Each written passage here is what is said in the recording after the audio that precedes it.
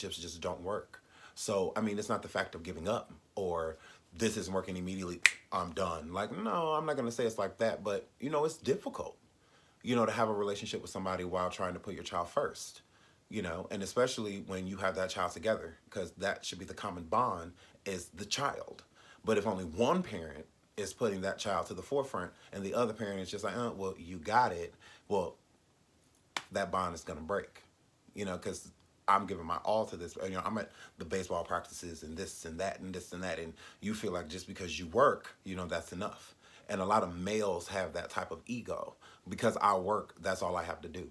You have to cook, you have to clean, you got to make sure the kids get to school, get home from school, and all. And then even there's a lot of mothers that do that, and they work too. So it's like that's exhausting. That's literally two jobs. And a lot of people don't look at it that way. A parenthood isn't necessarily like a job, it's a responsibility, it's something you bring onto yourself. But still at the same time, it's a job within itself. You have to get up, you got to move around, you got to clean, you got to make sure they're clean, you got to make sure they're bathed and get to appointments and get to school. That's all energy. You going back and forth, back and forth, back and forth. And then on top of that, to go to a job and run around or whatever you got to do for 8 hours, that's exhausting within itself. But then when you get off of work, you have to go back home and clock back into being a parent. So it's like being at work is not a break because you're working. And then coming home, you feel guilty because you love your kids, but at the same time, you're exhausted. You need time. You just need that time to be able to breathe instead of kids running up to you, mommy, mommy, mommy. And it's just like, oh, mommy's exhausted, but you still got to put on that face and put on that smile and, hey, babies, and give them that love, even love that you don't even feel that you have, which, brings me on to the point of love. I feel that a lot of single mothers give up on it. And I feel like that's sad because a child, regardless of whether gay, straight, or bi, a child seeing a relationship doesn't necessarily need to be standard to a gender or anything like that. As long as it's a healthy relationship, as long as that child sees love being given to you and you giving it back, you being affectionate, appropriately affectionate, in front of the child so that they can see how affectionate to be with people. And because you have a lot of people that are closed off. I've had a lot of friends that are closed off, that don't say like I love you to their parents, and they don't hug their parents don't get, like, none of that. So it's like that's how they carry on with relationships. They're pretty much only intimate during sex. Other than that, they're not intimate. They don't want to cuddle, they don't want to hold hands, they don't kiss, they don't, say I love you. Like, they'll say it, but I mean, it kind of got to be pulled out of them a little bit, because it's not what they're used to. They're not used to putting them, and you have a lot of families that every time they hang out with their kid, I love you.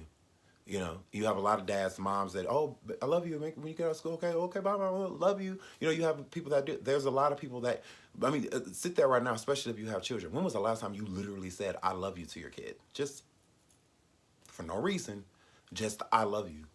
Those are the times where the I love you matter. If you have to bring it up, if a child is feeling abandoned or neglected, and they kind of insinuate that to you so you can read their energy, because you can read a child's energy. And when their energy is feeling like, I feel left out, I feel like you don't care about me.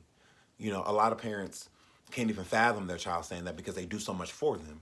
So because I do so much for you, I can fathom you not caring about me or not feeling that I care about you when I do all this shit for you.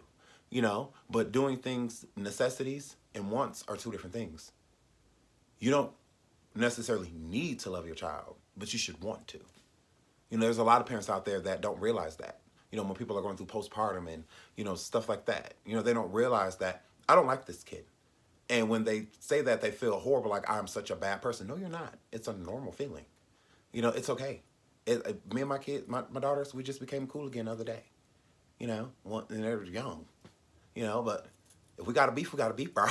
But we come back together. Like we even have disagreements because I'm real open-minded and they know I don't play.